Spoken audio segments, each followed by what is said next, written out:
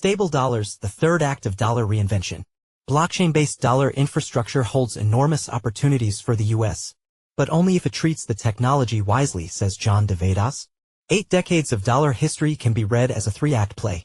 Act I was the Eurodollar offshore bank deposits that sprang up in 1950s London so the Soviet bloc, European exporters, and eventually every multinational could hold dollars outside U.S. regulation, spawning a multi-trillion-dollar shadow banking base.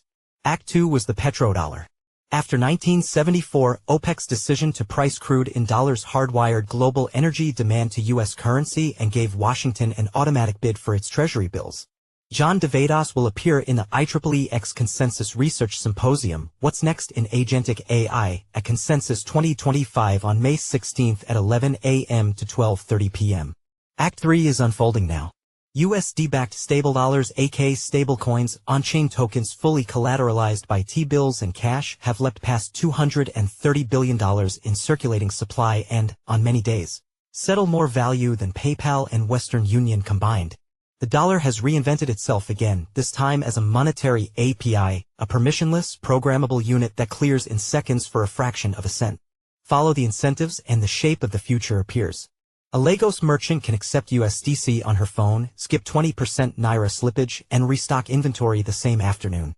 A Singapore hedge fund parks cash in tokenized T-bill vaults yielding 4.9%, then routes those dollars into a swap at 8 a.m. New York time without a correspondent bank.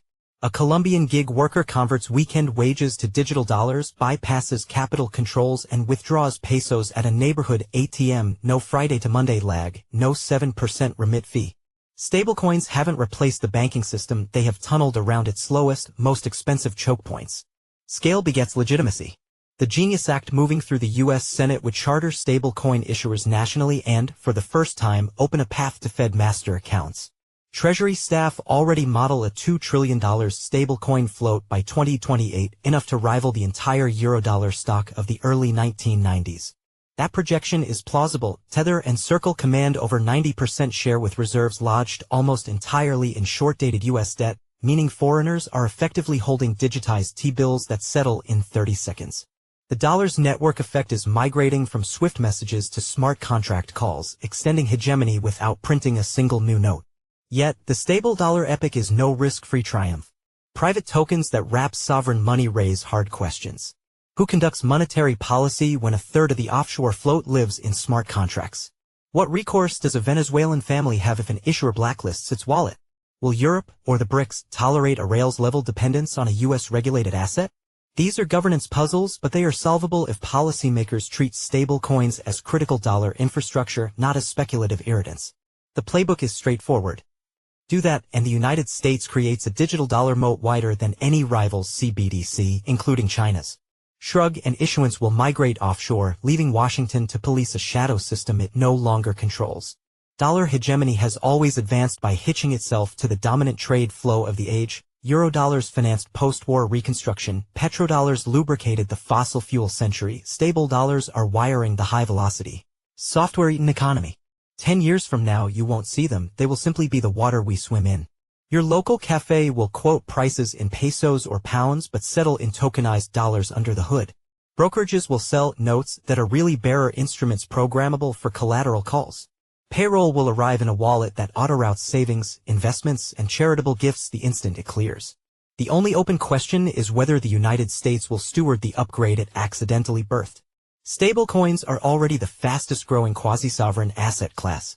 Harness them with serious rules and the dollar's third great reinvention writes itself. Ignore them and that future still arrives, just without the U.S. in the driver's seat. John deVadoss serves as a governing board member of the Global Blockchain Business Council.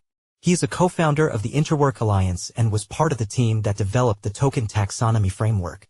Previously, he built pioneering developer tools used by the Fortune 500 and leading blockchain projects, including the first smart contract debugger and the first time travel debugging capabilities for blockchain/DLT platforms. Earlier, John grew Microsoft Digital from $0 to $0.5 billion plus in revenue and led the architecture for .NET, the application platform, patterns and practices, and enterprise strategy. John pioneered SOA in the enterprise and incubated cloud/SaaS for Microsoft.